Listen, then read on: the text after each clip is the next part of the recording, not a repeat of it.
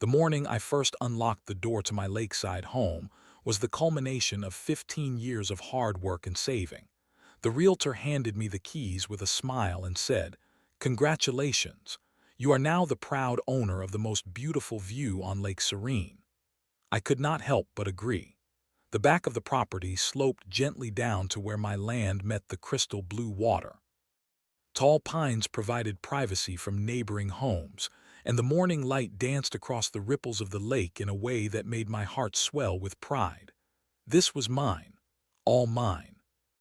The property deed shows your land extends all the way to the water, the realtor had explained during our final walkthrough. You have exclusive rights to this section of lakefront. No easements, no shared access, just you and nature. I nodded, already imagining morning coffees by the shore and evening fishing sessions as the sun set. Within the first month, I built a simple wooden gate at the bottom of my yard where my property met the lakefront. Nothing fancy, just a 6-foot cedar gate with a lock to maintain privacy and security. I installed it myself over a weekend, carefully checking property surveys to ensure it sat squarely on my land. According to county records and my deed, there was no question about ownership. This section of lake access belonged exclusively to me. 3 peaceful months passed. I settled into a routine of early morning fishing and evening strolls along my small patch of shoreline. The lake became my sanctuary after long days at work. Sometimes I would sit there for hours, watching herons stalk fish in the shallows or listening to the gentle lapping of water against the shore. For the first time in years, I felt truly at peace. That peace shattered on a Tuesday afternoon when a sharp knock interrupted my dinner. Through the peephole, I spotted a woman in her 60s with immaculate silver hair and a smile that did not quite reach her eyes. When I opened the door, she extended her hand with practiced charm. "Hello there. I am Martha Caldwell, president of the Lakeside Estates Homeowners Association. I do not believe we have properly met yet." I shook her hand and introduced myself, though I had deliberately avoided HOA events since moving in. I had heard stories from my realtor about how strict they were, but my home improvements had all been within regulations. "I was walking the neighborhood and could not help but notice the new gate you installed by the lake," she said, her voice honey-sweet but her eyes calculating. "It is quite lovely craftsmanship." "Thank you, I built it myself," I replied, trying to match her friendly tone. "I see, and I noticed it has a lock on it," she continued, her head tilting slightly. "Yes, for security and privacy. Is there an issue?" Mrs. Caldwell's smile tightened. "Well, I was just curious because traditionally our community has enjoyed access to the lake from various points. Your property has historically been one of those access points." I frowned. "I am sorry, but according to my deed and the property survey, this is private land with exclusive lake access. There are no easements or shared access agreements." "Oh, of course," she backpedaled slightly. "I am just thinking about community tradition. Perhaps we could discuss this at our next board meeting. We would love to have you attend." I agreed politely, mostly to end the conversation. As she walked away, I could not shake the feeling that this was not a casual visit. Something in her demeanor suggested I had become a target. 5 days later, an official-looking envelope arrived in my mailbox. Inside was a letter on HOA letterhead demanding that I provide a key to my gate within 7 days. The letter cited historical lake access rights and community precedent as justification. It ended with a warning about fines for noncompliance with HOA regulations. I read the letter 3 times, my anger growing with each pass. There was nothing in my HOA agreement about surrendering keys to private gates or mandatory access to my lakefront. I pulled out my property documents and reviewed them again. The deed was crystal clear. The land was mine, exclusively, down to the water's edge. The next day, I sent a polite but firm response to the HOA board. I attached copies of my deed, property survey, and the relevant sections of the HOA covenant that outlined property rights. My message was simple. The gate was on my land, the lake access was private according to legal documents, and I would not be providing a key. Their response came swiftly. Another letter, this one with a more threatening tone, suggested that failure to comply would result in escalating fines and possible legal action. At the bottom, Mrs. Caldwell's signature loomed in bold strokes. That weekend, I noticed neighbors walking past my house, slowing down to stare at my property. Some would point toward my backyard, whispering to each other. At the local grocery store, people who had previously smiled now averted their eyes. Something was happening, and I was clearly at the center of it. I decided to attend the next HOA meeting to address the situation head-on. As I walked into the community center that Thursday evening, conversations hushed.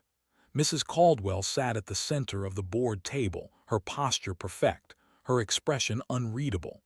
I took a seat in the back row, feeling dozens of eyes on me. When the issue of lake access came up on the agenda, Mrs. Caldwell's voice took on a performative quality, as if she were addressing an audience rather than conducting a meeting. As many of you know, we have a situation regarding traditional lake access points. One of our newer residents has restricted community access that homeowners have enjoyed for decades. The room filled with murmurs. I felt my face growing hot as she continued to frame me as the villain without ever mentioning my name directly. When the floor opened for comments, I raised my hand. Mrs. Caldwell pretended not to see me for several minutes before reluctantly acknowledging my presence. "I would like to clarify something," I said, standing to address the room. "My property deed clearly states that my land extends to the water with exclusive access rights. There are no easements or shared access agreements on record. I have reviewed all the documents." Mrs. Caldwell's smile never faltered. "Well, perhaps the paperwork does not reflect the community understanding that has existed for years. Neighbors have always been able to access the lake through your property." "Not according to county records," I countered, "and I purchased this home with the understanding that the lakefront was private." The meeting devolved from there. Several longtime residents claimed they had always used that access point, though none could produce documentation. Mrs. Caldwell skillfully turned the room against me, painting me as a selfish newcomer destroying community traditions. As I left the meeting, I overheard Mrs. Caldwell speaking to another board member. "He will learn how things work around here," she said, "one way or another." I returned home that night with a sinking feeling. This was not about a gate or lake access anymore. This was about power. Mrs. Caldwell had decided to make an example of me, and I was beginning to understand that the HOA was her personal kingdom. A line had been crossed, and I knew with certainty that things were about to get much worse. The morning after the HOA meeting, I found another envelope in my mailbox. This one contained a notice of violation and a $250 fine for obstruction of community resources. There was no mention of which specific HOA rule I had violated, just vague references to historical use and community standards. I called the HOA management company listed on the notice. The representative sounded bored as she informed me that all complaints had to be submitted in writing to the board. When I asked for clarification on the specific violation, she simply repeated that the board had determined I was in noncompliance. "But in noncompliance with what exactly?" I pressed. "Sir, I just processed the paperwork. You will need to take this up with the board directly," she replied before hanging up. That afternoon, I drafted a formal appeal and sent it certified mail to ensure they could not claim it was never received. I also emailed a copy to each board member individually. Only silence followed. 2 weeks passed, and the harassment escalated. A second violation notice arrived, this time with a $500 fine for continued noncompliance. Then a third for unauthorized property modifications, with another $500 penalty. Each notice was vaguer than the last, making it impossible to determine which specific rules I was supposedly breaking. Meanwhile, the social isolation grew more pronounced. Neighbors who had previously waved now crossed the street to avoid me. At the local coffee shop, conversation stopped when I entered. It was as if overnight I had become a community pariah. One evening, I received an anonymous call.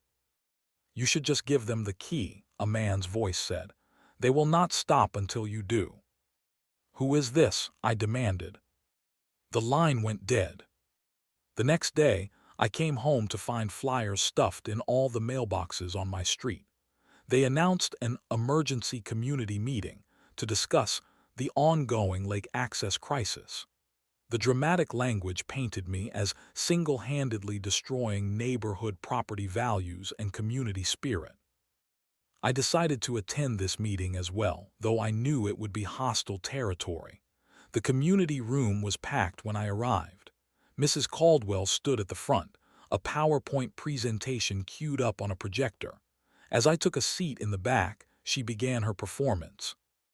"For 50 years, Lakeside Estates residents have enjoyed our beautiful lake through community access points," she began, clicking to a slide showing happy families by the water. "These access points are part of what makes our neighborhood special and maintains our property values." The next slide showed my gate with a dramatic red X across it. Unfortunately, one resident has decided his personal enjoyment outweighs the good of the community. By installing this gate and refusing to provide access, he has effectively stolen a community resource. Murmurs of outrage rippled through the crowd. I wanted to stand up and defend myself, but I realized this was not a forum for debate. It was a public flogging designed to turn my neighbors against me. Mrs. Caldwell continued, showing misleading maps that suggested my property had always had an easement for public access. She never explicitly lied, but she carefully omitted critical facts and twisted others to serve her narrative. "The board is exploring all options to restore rightful access to all residents," she concluded. "We may need to pursue legal action, which could unfortunately result in increased dues for everyone." The implication was clear. I was not just selfish. I was now costing everyone money. As the meeting ended, people glared at me openly. One elderly man approached me, his finger jabbing the air. "I have lived here for 30 years, young man. We have always used that lakefront. Always. You have no right." Before I could respond, his wife pulled him away, but not before shooting me a look of pure contempt. The next morning, I found my mailbox stuffed with anonymous notes. "Just give them the key. Stop being selfish. This is not over." Some were merely insistent, others were vaguely threatening. The pattern continued for weeks.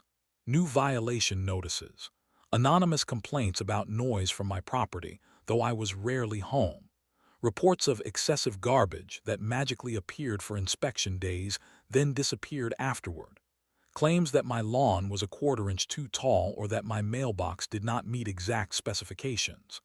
The HOA found endless creative ways to find me and make my life difficult. Then the night surveillance began.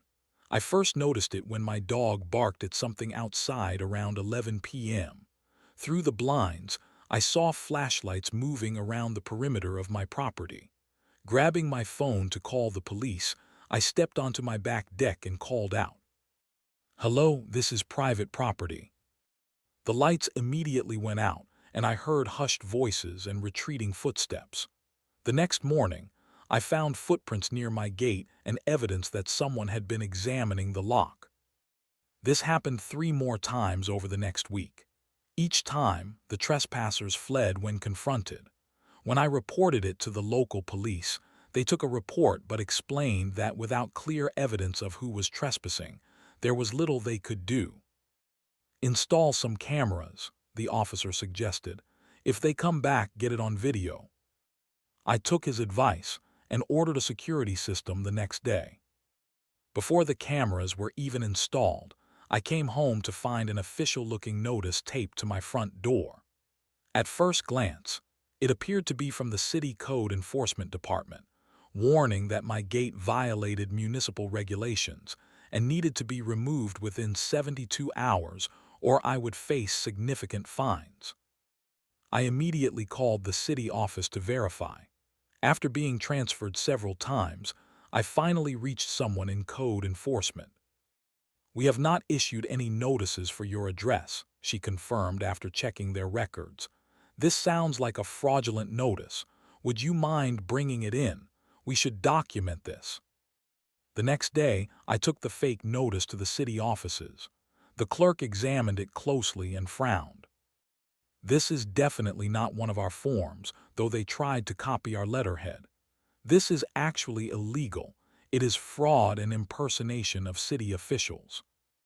She took a copy for their records and suggested I file another police report, which I did that afternoon. The officer who took my statement seemed concerned. "This is escalating beyond typical HOA nonsense," he noted. "Keep documenting everything. If you feel unsafe, do not hesitate to call us." That evening, I installed security cameras covering my front door, backyard, and especially the gate. I also added motion-activated floodlights and signs warning that the property was under video surveillance. The next day, I received an email from Mrs. Caldwell.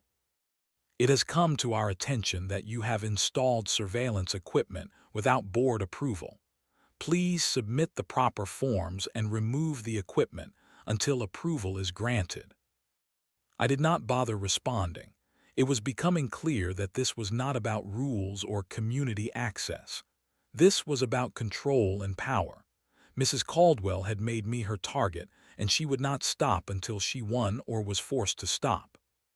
That night, my newly installed camera caught Mrs. Caldwell and two other board members examining my gate up close, taking pictures, and discussing something in hushed tones. They were careful not to touch anything, but they were clearly trespassing on my property. The pieces were falling into place. The HOA was not just harassing me through official channels, they were actively surveilling my property, creating fraudulent documents, and turning the community against me with misinformation. Their next move was becoming predictable. They would find a way to access my gate, with or without my permission. I needed to be ready. This was no longer just an annoyance. This was now a legal battle, and I needed to start fighting back properly. The HOA had played dirty, but they had no idea what was coming next. The morning after catching Mrs. Caldwell on camera, I called every real estate attorney in the county. By noon, I had secured an appointment with Harold Greenfield, a lawyer who specialized in property disputes and had a reputation for standing up to overreaching HOAs. His office was small but immaculate, with framed newspaper clippings on the wall documenting his victories against various local authorities. He listened carefully as I laid out the situation, showing him my deed, the HOA notices, and the security footage from the previous night. When I finished, he leaned back in his chair and actually laughed. "Your case is what we call a slam dunk in legal circles," he said, removing his glasses. "I have been practicing law for 30 years, and I have never seen a clearer case of property rights. Your deed explicitly grants you exclusive lake access. There are no easements, no shared use agreements, nothing that would give the HOA any claim whatsoever to your lakefront. So they have absolutely no legal right to demand a key to my gate?" I asked. "None whatsoever. In fact, what they are doing constitutes harassment, potential fraud with that fake city notice, and if they continue trespassing, we can add that to the list as well." I felt a weight lift from my shoulders. After months of being made to feel like I was in the wrong, having a legal expert validate my position was incredibly relieving. "What do you recommend we do?" I asked. Harold pulled out a legal pad and began writing. "First, we send a formal cease and desist letter to the HOA board, individually nomming each member. We cite the harassment, the fraudulent notice, and the trespassing, with copies of all evidence attached. Will that stop them? He looked up from his notes. Probably not. People like this Mrs. Caldwell rarely back down easily, but it establishes a paper trail and puts them on notice that you have legal representation. Next, we file a complaint with the state HOA Oversight Board documenting all of these violations. There is an oversight board? I asked, surprised. Yes, though they are often understaffed and slow to act. Still, having a complaint on record is important for what might come next. Which is, if they continue, and based on what you have told me, they will, we prepare for a civil injunction and possibly a lawsuit for harassment, defamation, and any property damage they might cause. By the end of our meeting, I had retained Harold and set our plan in motion. The cease and desist letters were drafted that day and sent by courier to each board member's home the following morning. We also submitted a formal complaint to the state HOA Regulatory Board, complete with all documentation and video evidence. 3 days later, I received an email from the HOA management company informing me that my community privileges had been suspended due to ongoing violations and failure to pay accumulated fines. This meant I could not use the community pool, tennis courts, or clubhouse, amenities I had never used anyway. Harold was unsurprised when I forwarded him the message. Classic retaliation. We will add it to the complaint file. A week passed. The cease and desist letters had at least stopped the nightly surveillance of my property, but the campaign of harassment continued in other ways. Mrs. Caldwell began sending weekly inspection reports, citing imaginary violations. Anonymous notes still appeared in my mailbox, and neighbors continued to treat me like a pariah. Then came the escalation we had been waiting for. Mrs. Caldwell sent an official HOA email to all residents. Due to ongoing obstruction of traditional lake access, the board has decided to engage legal counsel to resolve this matter. Additionally, we are coordinating with local authorities regarding potential violations of community standards and local ordinances. Harold called me immediately after I forwarded him the email. She is bluffing about the legal counsel, he said. Any attorney worth their salt would advise them to back off immediately. As for the local authorities, that is concerning. She might be planning to file a false police report against you. What should we do? I asked. Beat her to it. Go to the police station today and file a report documenting all of the harassment. Bring copies of everything, the fake city notice, the security footage, the cease and desist, everything. Establish your side of the story before she can spin her version. That afternoon, I spent 2 hours at the police station with a patient officer who documented everything in detail. He seemed troubled by the pattern of harassment. This goes beyond normal neighbor disputes, he said as he finished taking my statement. If they continue after a formal cease and desist, or if they attempt to damage your property or access your gate without permission, call us immediately. We will respond. Meanwhile, Harold continued building our legal case. He filed preliminary paperwork for a restraining order against the HOA board members and prepared documentation for a civil suit if necessary. We were preparing for every possible scenario. The following weekend, I installed additional security measures around my property. Motion sensors near the gate would now trigger both floodlights and an alert to my phone. I installed a stronger lock on the gate itself and reinforced the hinges. If they wanted access, they would have to destroy the gate entirely, which would constitute clear vandalism and destruction of property. As a final measure, I placed visible, no trespassing, and private property signs along my property line, making it impossible for anyone to claim they did not know they were trespassing. Mrs. Caldwell's response came 2 days later in the form of a certified letter. The language was careful, clearly crafted by someone with legal knowledge. The board acknowledges your concerns regarding lake access through your property. However, we maintain that historical use has established precedent for community access. We request a good faith meeting to discuss reasonable accommodation for neighborhood residents. Harold read the letter and smirked. They consulted an attorney who told them they have no case. This is a retreat disguised as a reasonable request. They are hoping you will compromise. Should I meet with them? I asked. Absolutely not. Any meeting would be used to claim you were open to negotiation, which could complicate our position. We maintain that there is nothing to discuss. Your property rights are clearly established.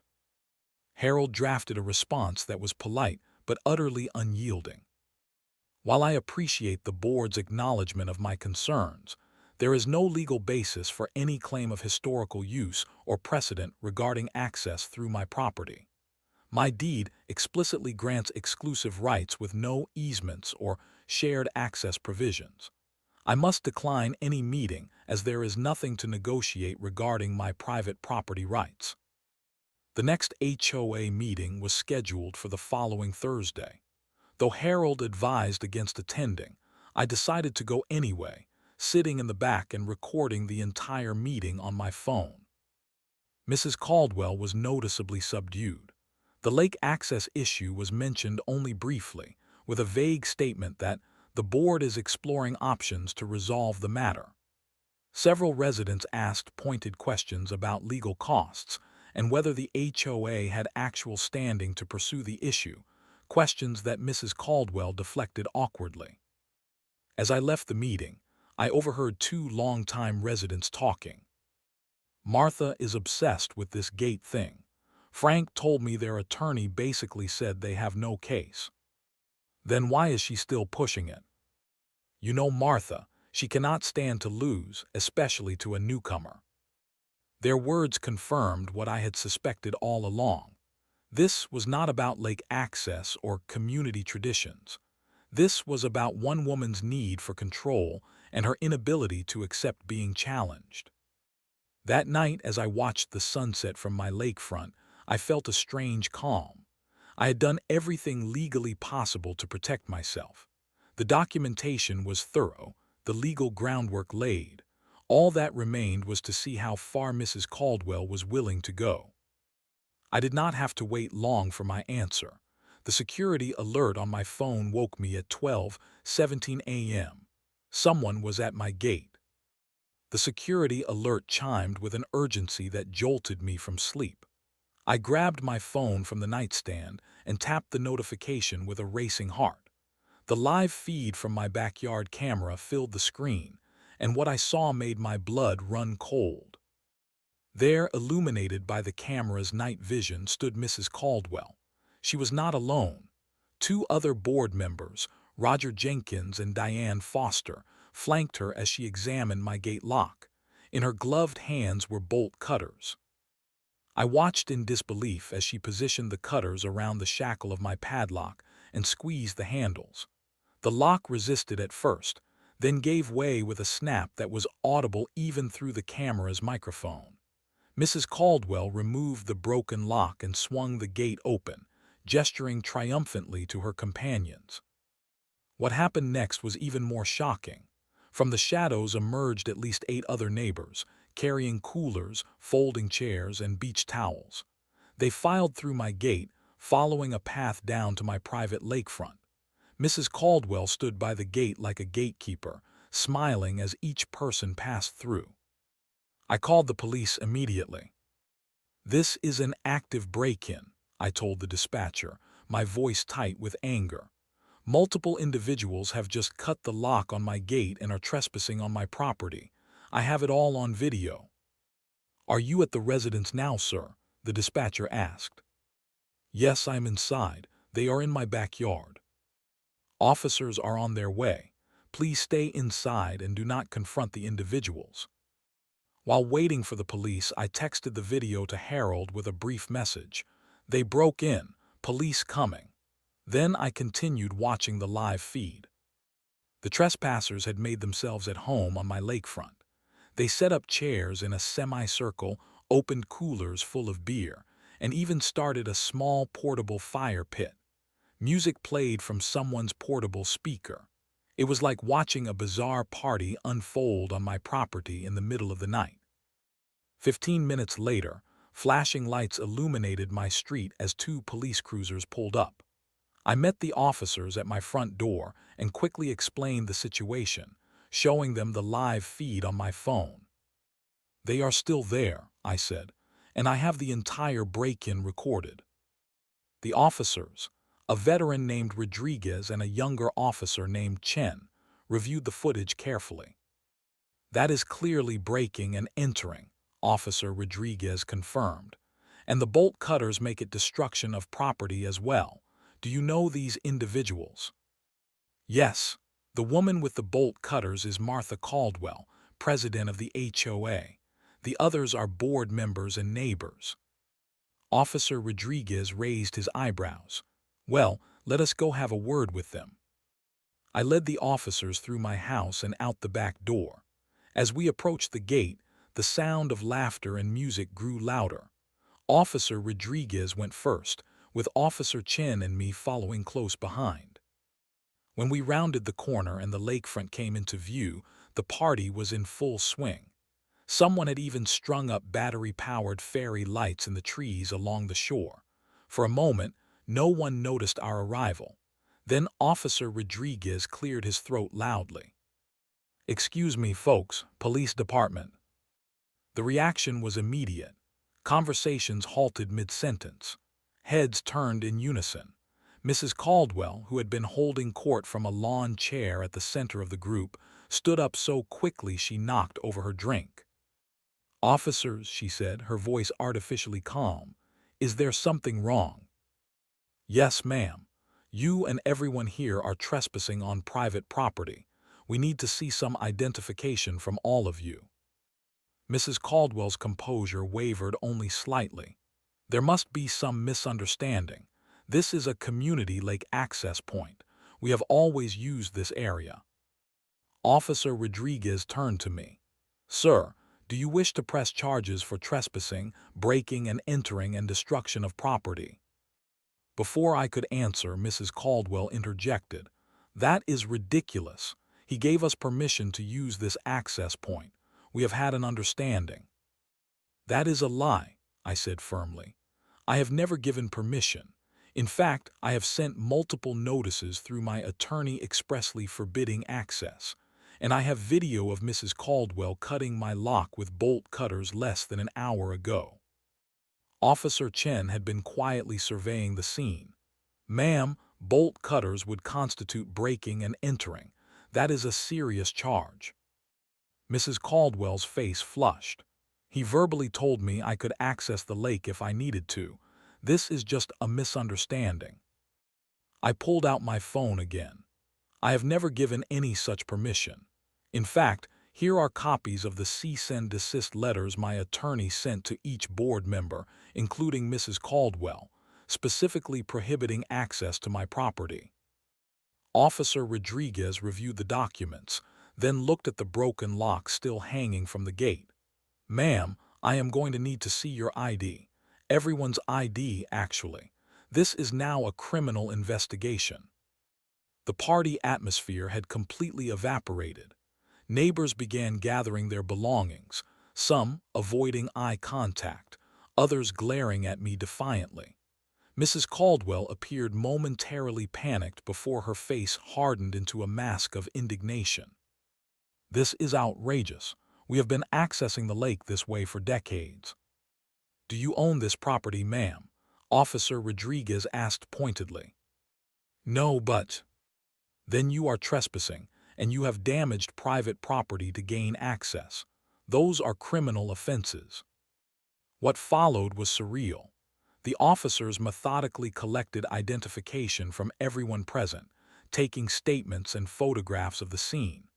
Several neighbors immediately distanced themselves from the break-in, claiming they had been told by Mrs. Caldwell that she had permission for a late-night gathering. She said he was fine with us using his access point as long as we were respectful, one woman explained to Officer Chen. I would never have come if I knew we were breaking in." Roger Jenkins, the HOA vice president, was even more direct in his statement. "This was Martha's idea. She said we needed to establish continuous use for some legal reason. I told her this was a bad idea, but she insisted she had legal advice." Mrs. Caldwell stood apart from the group, her face a storm of emotions as her neighbors began turning on her. When it was her turn to give a statement, she tried a different approach. "This is selective enforcement. He has singled out the HOA board for harassment while allowing others to use his lake access. This is retaliation for enforcing community standards." Officer Rodriguez remained unmoved. "Ma'am, do you deny cutting the lock on this gate tonight?" After a long pause, she replied, "I was acting in my capacity as HOA president to maintain historical community access." "That is a yes, then," Officer Rodriguez noted, writing in his notebook. By 2 a.m., the officers had completed their investigation. The neighbors had been escorted off my property, each receiving a warning for trespassing. Mrs. Caldwell, Roger Jenkins, and Diane Foster, the three board members present when the lock was cut, were issued citations for criminal trespassing and destruction of property. Mrs. Caldwell received an additional citation for breaking and entering. As the officers prepared to leave, Rodriguez handed me a case number. "The detective will contact you tomorrow about pressing formal charges. In the meantime, I will have patrols swing by regularly tonight to make sure they do not return." After they left, I surveyed the damage. Beer cans and food wrappers littered my lakefront. Someone had knocked over a citronella candle, burning a patch of grass. The portable fire pit had left a scorched circle near the water's edge. Lawn chairs had compacted mud paths through my carefully maintained native plants. But the physical damage was nothing compared to the violation I felt. These people, my neighbors, had brazenly broken into my property, vandalized my gate, and treated my lakefront like a public park, all because one woman could not accept that her authority had limits. I spent an hour cleaning up the worst of the mess, then sent the complete security footage to Harold. His response came minutes later, despite the late hour. "This changes everything. Get some sleep. We move forward aggressively tomorrow." The next morning, my phone rang at 7 a.m. It was Detective Wilson from the county sheriff's office, following up on the incident. "I have reviewed the officer's report and the footage they collected," he said. "Do you want to press formal charges against the individuals involved?" "Absolutely," I replied without hesitation. "Very well. I will need you to come to the station today to provide a formal statement. We will be contacting Mrs. Caldwell and the others for questioning as well." When I arrived at the station later that morning, Harold was already waiting. The detective took us to an interview room where I provided a comprehensive statement, starting with the initial HOA demands and ending with the previous night's break-in. "This is one of the most clear-cut cases I have seen," Detective Wilson remarked as he reviewed my documentation. "The video evidence is particularly damning. Mrs. Caldwell will likely be charged with criminal trespassing, breaking and entering, destruction of property, and possibly filing false reports if she continues to claim you gave permission." As we left the station, Harold was practically gleeful. "They have handed us everything we need on a silver platter, not only for criminal charges but for a civil lawsuit that will make their heads spin." "What about the other board members?" I asked. "They are legally culpable too, though to varying degrees. But I suspect they will turn on Mrs. Caldwell to save themselves. Power structures like this always collapse when real consequences arrive." Harold was right. By that afternoon, my doorbell rang. Standing on my porch were two neighbors I recognized from the night before, an older couple named the Wilsons who had lived in the community for over 20 years. "We owe you an apology," Mr. Wilson said, looking genuinely ashamed.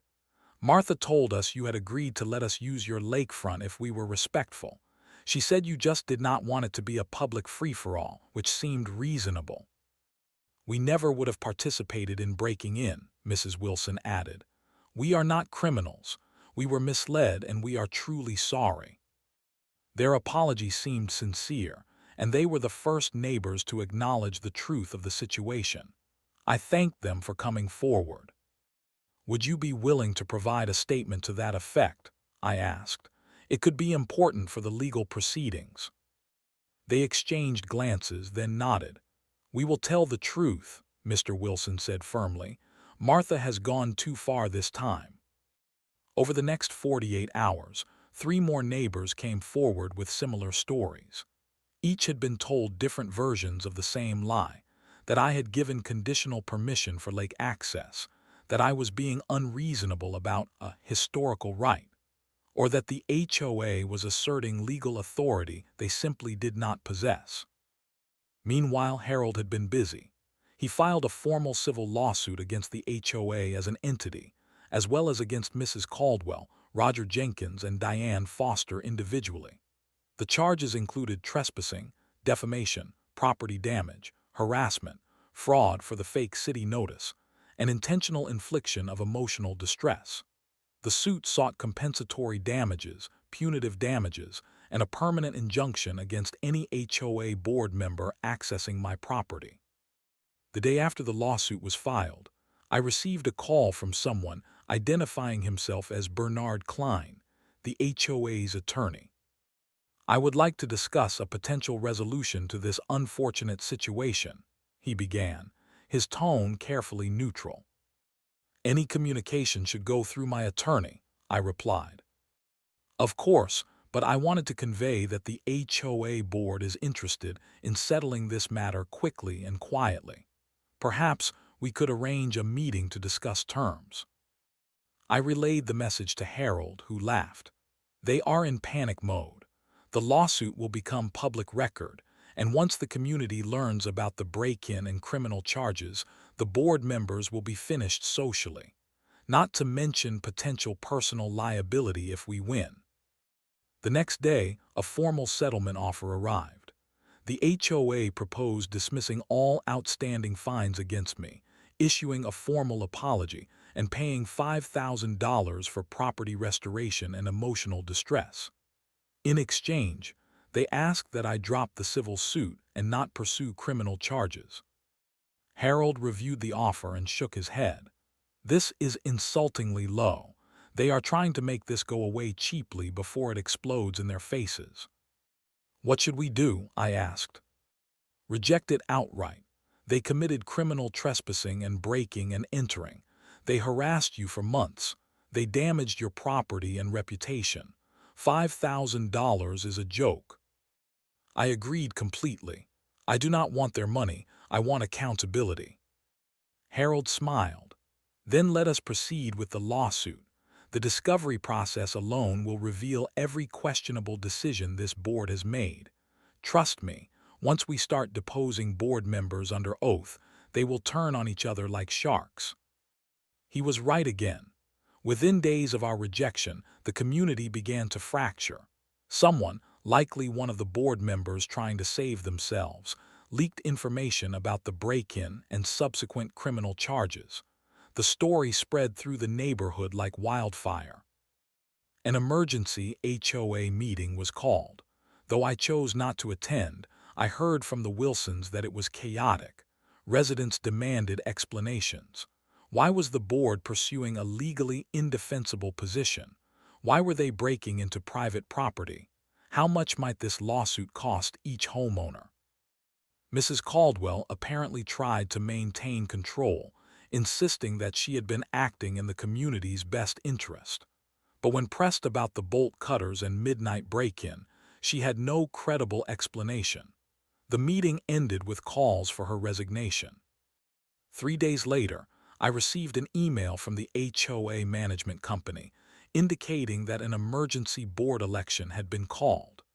Mrs. Caldwell, Roger Jenkins, and Diane Foster had all been removed from the board by majority vote.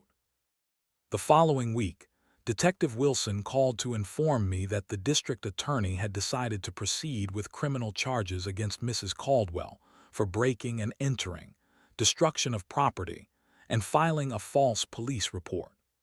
The other board members were charged with criminal trespassing, but had agreed to cooperate with the investigation in exchange for reduced charges. Meanwhile, a local news outlet got wind of the story. A reporter contacted me requesting an interview about HOA overreach and property rights. I declined, but provided a brief statement through Herald. This case demonstrates the importance of understanding one's property rights and the limits of HOA authority. I simply wanted to enjoy my legal property rights in peace. The criminal and civil proceedings will address the serious violations that occurred. The reporter published the story anyway, using police reports and court filings as sources. The article painted a damning picture of an HOA board drunk on power, willing to break the law to maintain control. Within days, the story was picked up by several larger news outlets and even a national website that specialized in HOA horror stories. As public attention grew, so did the pressure on the HOA to resolve the lawsuit. A new settlement offer arrived, this one significantly more substantial. The HOA proposed 1. A payment of $75,000 for damages, legal fees, and emotional distress. 2. A formal written apology to be distributed to all residents. 3. New HOA bylaws explicitly recognizing and protecting private property rights. 4. A commitment to never again challenge my property boundaries or lake access. 5. Mandatory training for all future board members on legal limitations of HOA authority. Herald reviewed the offer carefully. This is much more reasonable. The monetary compensation is fair, but more importantly, they are acknowledging wrongdoing and implementing structural changes. What do you think? I considered it overnight. The money was substantial, but what mattered more was the acknowledgement and the systemic changes. This would protect not just me, but every homeowner in the community from future abuses of power. I will accept on one condition, I told Harold the next morning. I want a clause requiring the HOA to post a clear notice on the communal bulletin board, their website, and in the monthly newsletter detailing exactly what happened. The harassment, the break-in, everything, and acknowledging that they violated my legal property rights. Harold added the condition to our counteroffer. After some negotiation on the specific wording, the HOA agreed. The settlement was finalized a week later. The criminal proceedings moved forward independently of our civil settlement. On a crisp Tuesday morning, I stood on my front porch watching an unexpected scene unfold across the street. 2 police cruisers had pulled up to Mrs. Caldwell's immaculate colonial home. Officers Rodriguez and Chen, the same officers who had responded the night of the break-in, approached her front door and knocked firmly. Mrs. Caldwell answered wearing a tennis outfit, her expression shifting from confusion to alarm as she recognized the officers. Their conversation was brief. She glanced in my direction once, her face tightening with barely concealed fury. Then the officers escorted her to one of the cruisers. She was not handcuffed, a courtesy given her age and status, but there was no mistaking what was happening. She was being taken in for formal questioning. Similar scenes played out at the homes of Roger Jenkins and Diane Foster. The police visits were conducted during daylight hours when neighbors were likely to notice. Detective Wilson had explained this was standard procedure, but I suspected there was also an element of public accountability at work. That afternoon, I received a call from Detective Wilson. I thought you might want an update. Mrs. Caldwell maintained that you had given verbal permission for lake access, despite the video evidence and cease and desist letters. When confronted with the inconsistencies in her story, she claimed it was all a misunderstanding. Did she admit to cutting the lock? I asked. Eventually, yes, but she insisted it was within her rights as HOA president to maintain community standards. Her attorney was present, and tried to frame it as a civil dispute rather than a criminal matter. And the others? That is where it gets interesting. Mr. Jenkins fully cooperated, providing a written statement that Mrs. Caldwell had orchestrated the entire incident. He claims she told the board that their attorney had advised establishing continuous use to support an adverse possession claim. I was stunned. Adverse possession. She was trying to legally steal my lakefront. So it seems. Ms. Foster corroborated this account, adding that Mrs. Caldwell had assured everyone there would be no legal consequences because, and I quote, "he will back down once we establish precedent." The detective continued, explaining that both Jenkins and Foster had agreed to testify against Mrs. Caldwell in exchange for reduced charges. They would likely receive probation and community service, while Mrs. Caldwell faced potential jail time for the more serious breaking and entering charge. The wheels of justice turned slowly but deliberately. 2 weeks later, Mrs. Caldwell was formally charged with breaking and entering, destruction of property, criminal trespassing, and filing a false police report. She pleaded not guilty at her arraignment, but her attorney immediately began negotiating a plea deal. Meanwhile, the fallout in the community continued. The new HOA board, led by a retired judge named Thomas Hargrove, implemented the changes required by our settlement with remarkable efficiency. The promised notice about the incident was posted in all the specified locations, with wording that left no doubt about the severity of the former board's misconduct. Neighbors who had once avoided me now went out of their way to be friendly. Some offered apologies for believing Mrs. Caldwell's version of events. Others simply wanted to distance themselves from the previous regime. The Wilsons hosted a small neighborhood gathering and pointedly invited me as a gesture of reconciliation. 3 neighbors even approached me about joining the new HOA board. "We need people who understand property rights and will stand up to bullies," one explained. I politely declined, preferring to maintain my independence from HOA politics.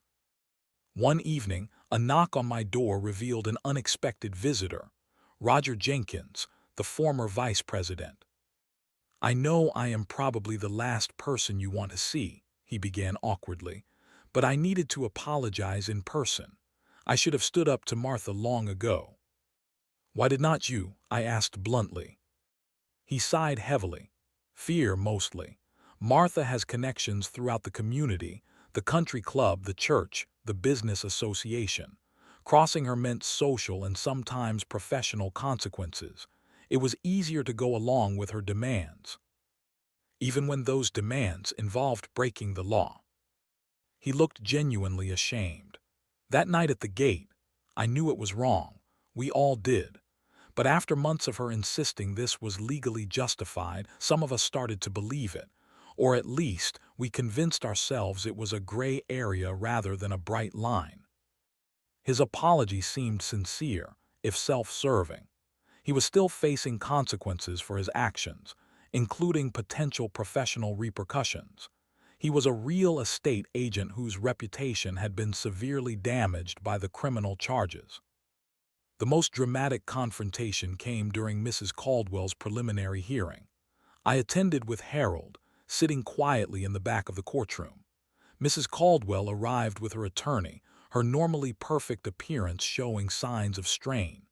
She had lost weight, and her signature immaculate hair seemed hastily styled. When she spotted me, she froze momentarily. Then, to my surprise, she approached.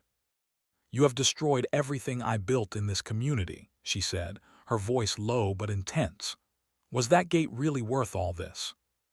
Harold started to intervene, but I held up a hand to stop him. "This was never about the gate, Mrs. Caldwell. This was about respect for private property and basic decency. You could have accepted my no at any point. Instead, you chose escalation, harassment, and eventually breaking and entering. Those were your choices, not mine."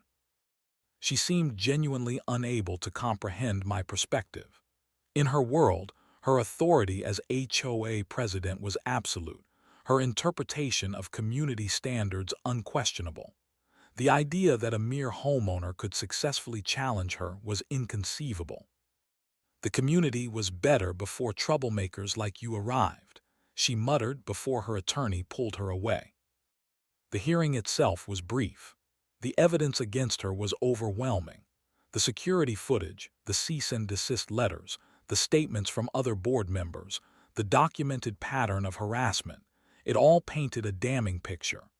The judge found sufficient cause to proceed to trial, though he indicated a plea agreement would be looked upon favorably given Mrs. Caldwell's age and lack of prior criminal record.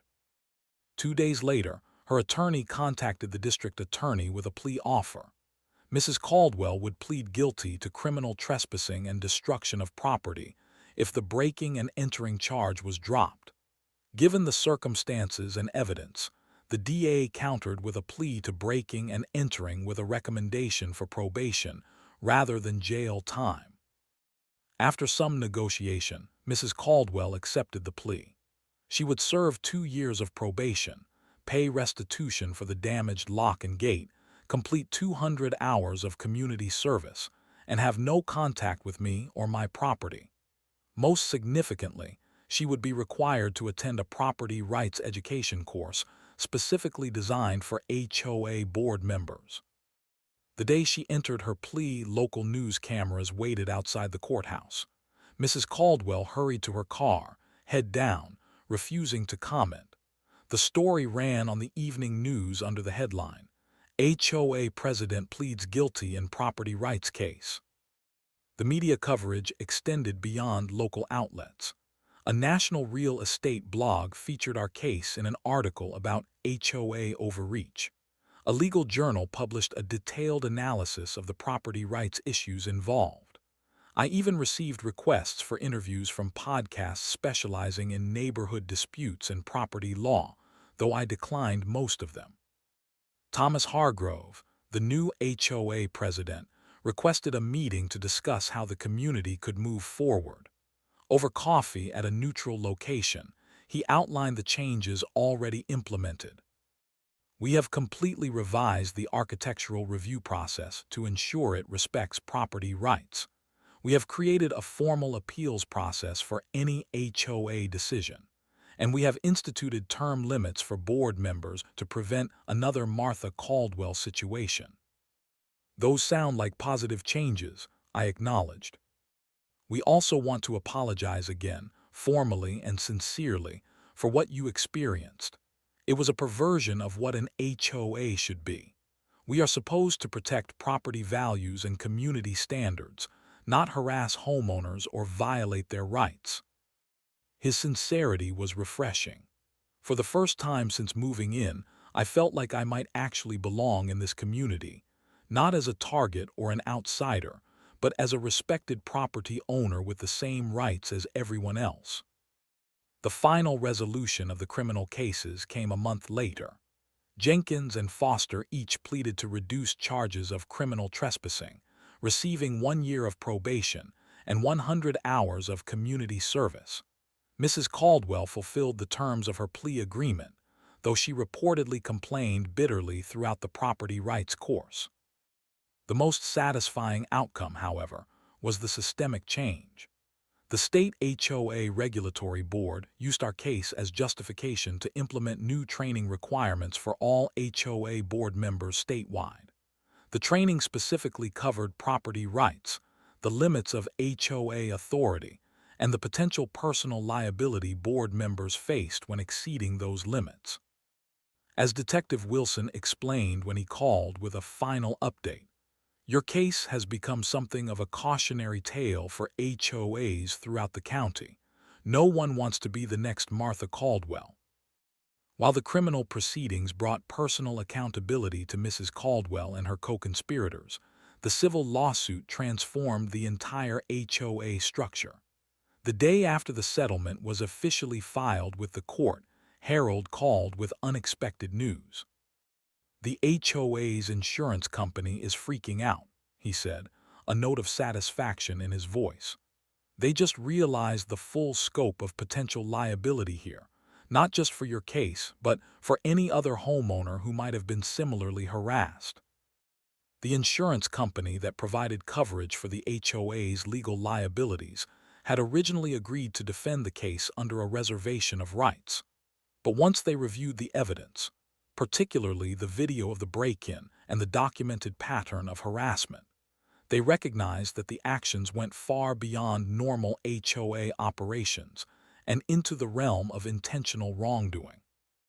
They are conducting their own investigation now, Harold continued, reviewing previous complaints, board minutes, everything. If they find a pattern of similar behavior, they may seek to recoup their costs from the former board members personally. This development sent shockwaves through the community.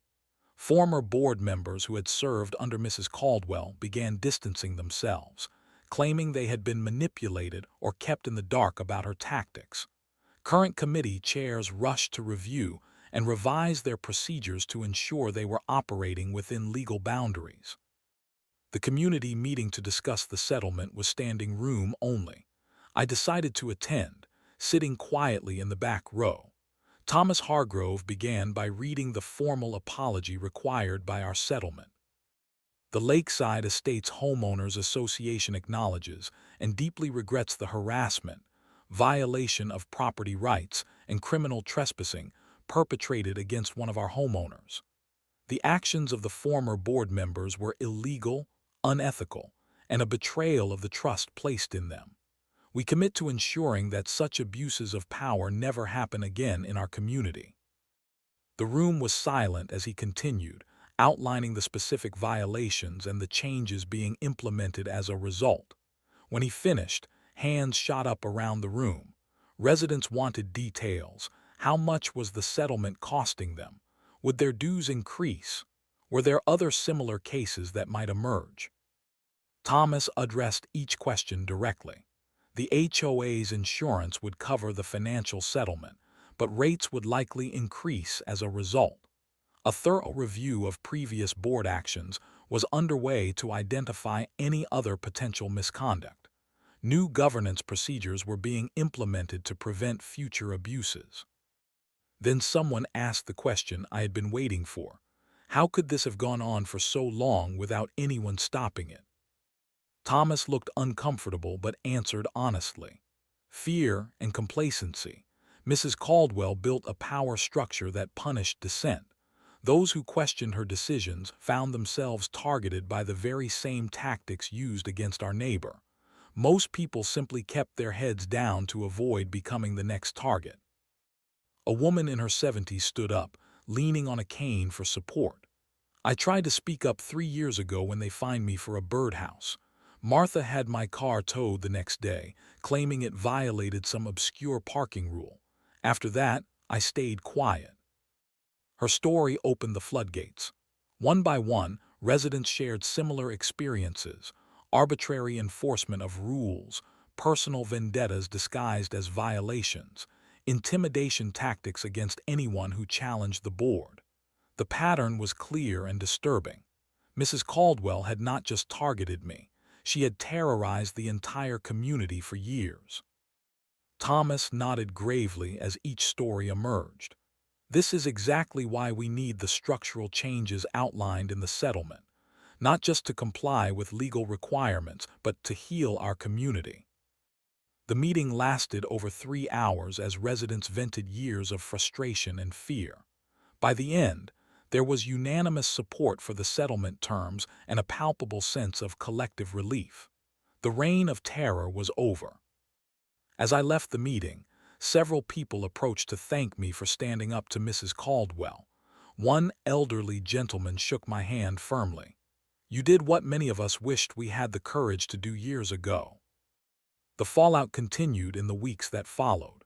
The HOA's insurance company, after completing their investigation, filed their own lawsuit against Mrs. Caldwell, Jenkins, and Foster, seeking to recover the settlement costs based on their intentional and malicious actions outside the scope of their duties. The local newspaper ran a feature story titled "Power and Paranoia," the HOA that terrorized its residents. The reporter had interviewed dozens of current and former residents, documenting a decade of abuses under Mrs. Caldwell's leadership. The article detailed how she had used HOA regulations as weapons against personal enemies, rewarded loyalty with selective enforcement, and created a climate of fear that silenced opposition. Most shocking was the revelation that she had previously forced 3 families to sell their homes through relentless harassment and financially crippling fines. In each case, the homes had been purchased by friends or associates of hers at below-market rates due to the perceived problems with the properties. The article caught the attention of the district attorney's office, which opened a broader investigation into potential fraud and abuse of power. Prosecutors began reviewing years of HOA financial records and enforcement actions, looking for evidence of similar patterns or potential financial crimes. Meanwhile, the civil case continued to reshape the community. Under the settlement terms, the HOA was required to host educational sessions on property rights and the limits of HOA authority. These sessions, originally expected to draw minimal interest, became community events with nearly full attendance at each offering. The court formally approved the settlement after a review to ensure it was fair and reasonable. The judge commended both sides for reaching a resolution that addressed not just the immediate harm but the underlying systemic issues. This settlement does what the best legal remedies should do, the judge noted in his approval order. It provides just compensation for past wrongs while implementing structural changes to prevent future harms. It transforms a private dispute into a public good. With the court's approval final, the financial portion of the settlement was disbursed. While the money was substantial, covering all my legal fees with significant compensation remaining, the more meaningful victory was the community transformation I witnessed daily. Property owners began exercising rights they had previously been too intimidated to claim. Simple home improvements that would have drawn Mrs. Caldwell's wrath now proceeded without incident. The Architectural Review Committee, once Mrs. Caldwell's primary instrument of control, was reconstituted with clear guidelines and transparent processes. Most visibly, the Community Bulletin Board, once dominated by violation notices and threats, now featured announcements of social gatherings, volunteer opportunities, and educational resources on homeowner rights. The monthly newsletter included a regular column on understanding your rights as a homeowner, written by a local real estate attorney. Thomas Hargrove approached me after a particularly well-attended educational session. We would like to establish an appeals board for HOA decisions, comprised of homeowners who are not on the main board. Would you consider serving? I was surprised by the offer. Why me? Because you understand better than anyone how important checks and balances are in HOA governance. You stood up when it would have been easier to give in. That is exactly the perspective this community needs. I promised to consider it, though I remained hesitant to become involved in HOA politics in any capacity. My goal had always been simply to enjoy my property in peace. That peace seemed finally within reach. The criminal cases were resolved. The civil settlement was implemented. Mrs. Caldwell had moved away, selling her house at a significant loss due to her now notorious reputation. Jenkins and Foster kept low profiles, rarely seen at community events. The final chapter of the legal saga came when the district attorney's broader investigation concluded. While they found numerous instances of selective enforcement and harassment, there was insufficient evidence to bring additional criminal charges for fraud or financial crimes. The statute of limitations had expired on some of the most egregious incidents, and documentation was inadequate for others. However, the investigation did result in a published report that validated the experiences of dozens of residents who had suffered under Mrs. Caldwell's regime. The report was formally presented at an HOA meeting, providing a sense of closure for many who had never received acknowledgement of their mistreatment. The lawsuit that had begun as my personal fight for property rights had transformed an entire community, exposing years of abuse and creating systems to prevent its recurrence. As Harold remarked when the final report was published, sometimes justice is not just about winning your case. It is about changing the systems that allowed the injustice to occur in the first place. 1 year to the day after Mrs. Caldwell cut the lock on my gate, I stood at the edge of my property watching the sunrise over the lake. The morning air was crisp, carrying the scent of pine and clean water. Birds called from the trees, and somewhere in the distance, a fish jumped, creating ripples that spread across the glass-like surface. The gate that had become the centerpiece of so much conflict now stood rebuilt and reinforced. The new design was beautiful, natural cedar with decorative iron hinges, and a state-of-the-art electronic lock that could only be opened with my fingerprint or a secure access code. The security cameras remained, though they were now more discreet, blending with the landscaping while maintaining their vigilance. I no longer needed them, not really. The threat had passed. Mrs. Caldwell had moved across the state, her reputation in tatters. The new HOA leadership operated with transparency and respect for property rights. My neighbors now nodded or waved when they saw me, some stopping to chat about the weather or community events. Yet the cameras stayed, a quiet reminder of lessons learned about vigilance and documentation. Some boundaries, once violated, deserve permanent protection. I sipped my coffee and reflected on the journey of the past year. What had begun as a simple desire to enjoy my property had evolved into a test of character, a legal battle, and ultimately, a community transformation. The cost had been high, months of stress, significant expense, and a loss of innocence about neighbor relations. But the rewards had proven greater. Not just the financial settlement or the vindication of my property rights, but the knowledge that standing firm against injustice could create ripple effects far beyond my personal situation. The new HOA board had implemented all the changes required by our settlement, then gone further. They established a homeowner's bill of rights that was provided to every resident. They created an independent appeals process for board decisions.